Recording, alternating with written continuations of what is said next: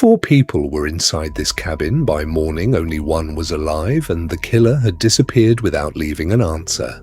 On April 11, 1981, a quiet mountain community in Keddie, California, seemed completely ordinary. Inside cabin 28, several family members and children were spending the night, but sometime during the night, something went terribly wrong. When morning came, the cabin was no longer a home. It was a crime scene. 3 people were found dead inside: Sue Sharp, her teenage son John, and his friend Dana Wingate. The violence had happened inside the cabin, yet the youngest children in the home were apparently left unharmed. One detail immediately made the case even stranger.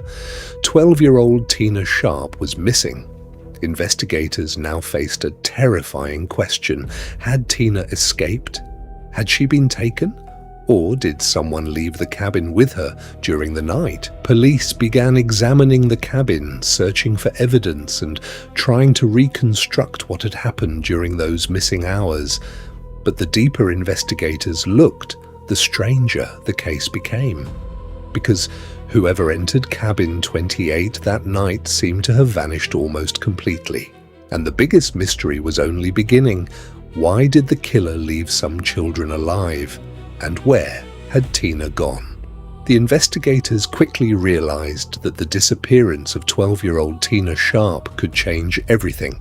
She had been inside cabin 28 when the killings occurred, but when police arrived, she was nowhere to be found. The cabin itself offered disturbing clues.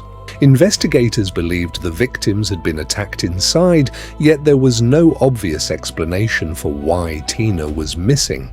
The question became whether she had left voluntarily or whether someone had taken her. For the surviving children, the night had become a nightmare they could barely understand.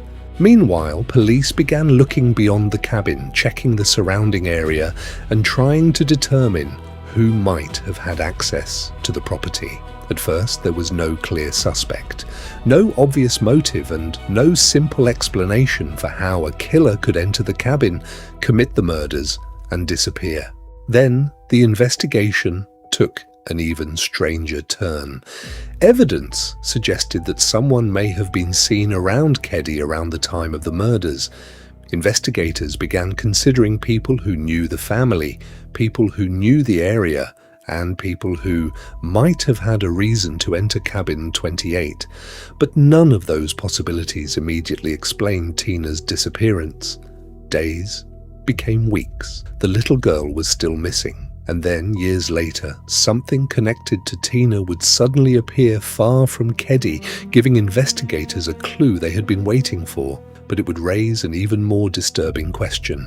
If Tina had survived that night, who had taken her away from the cabin? For years, Tina Sharp remained missing. The Keddie murders slowly became a cold case, and the Sharp family was left without the answers they desperately needed. Investigators had theories, but no one could explain exactly what happened inside cabin 28 or what happened to Tina after she disappeared. Then, in 1984, a discovery in Butte County, California, changed the case. A human skull was found near the town of Paradise, hundreds of miles from Keddie. Investigators eventually determined that the remains belonged to Tina Sharp. She had been missing for nearly 3 years.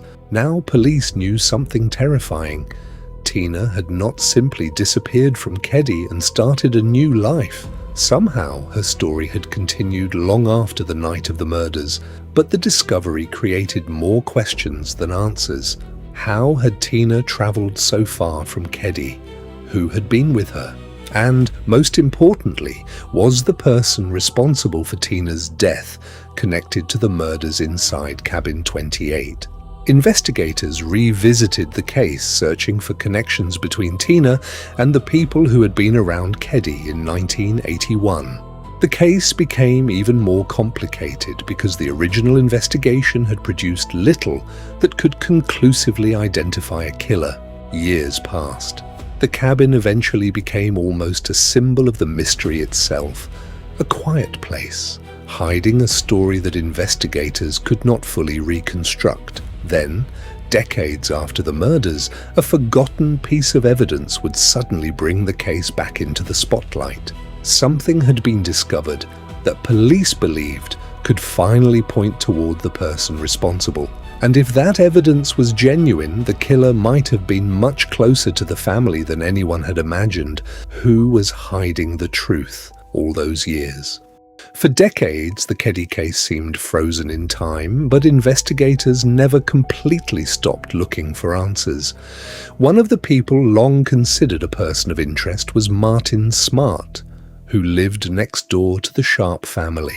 His name had remained connected to the case for years, partly because of statements and suspicions surrounding him and his friend, John Bo Bubede. Neither man was ever charged. Then, in 2016, something unexpected was found. A hammer was discovered in a pond near the former Keddie resort. Investigators noted that it reportedly matched the description of a hammer Smart had previously said was missing. The discovery immediately attracted attention because investigators had long suspected that a hammer may have been involved in the attack. But the hammer alone could not solve the case. There was another mystery. Investigators had also recovered DNA from a piece of tape connected to the crime scene. In 2018, authorities announced that the DNA had been linked to a living person, but that identification did not result in a publicly announced arrest or definitive solution to the murders.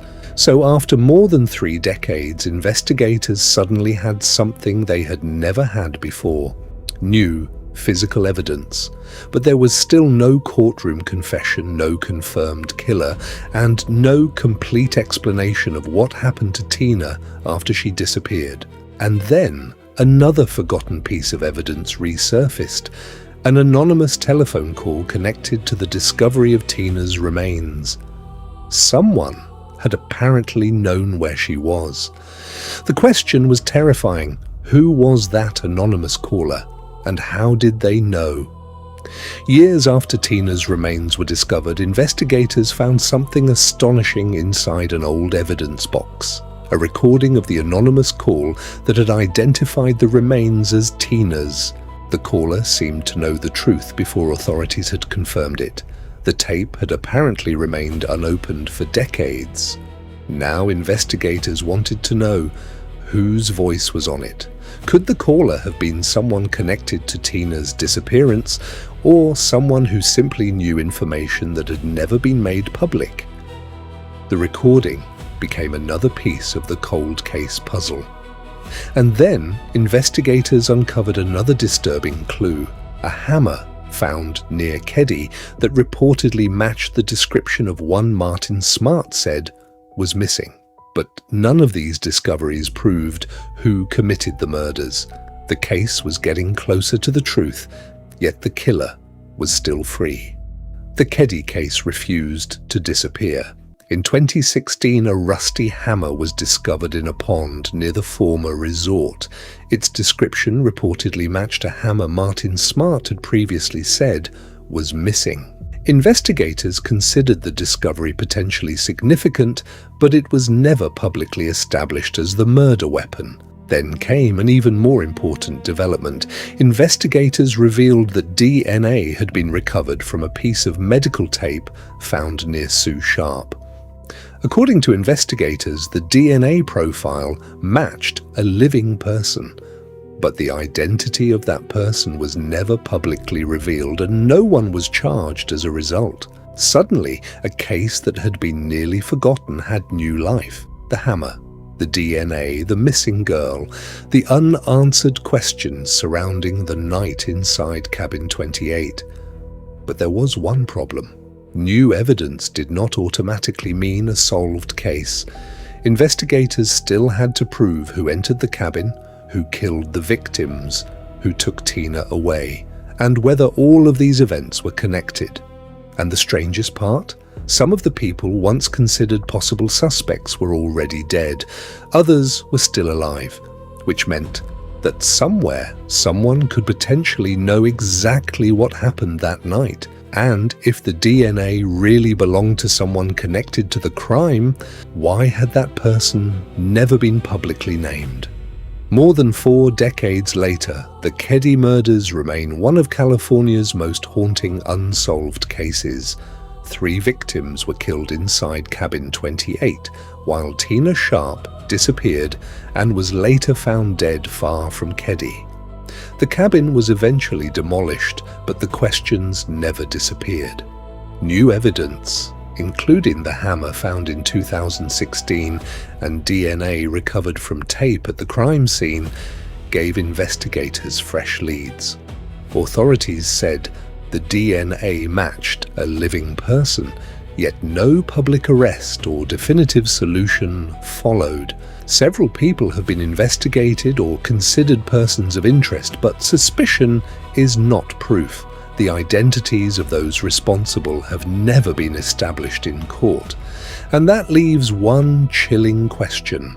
Who entered cabin 28 that night, murdered 3 people, took Tina away, and then disappeared without giving investigators the final answer? The cabin is gone. The years have passed. But the mystery of Keddie remains.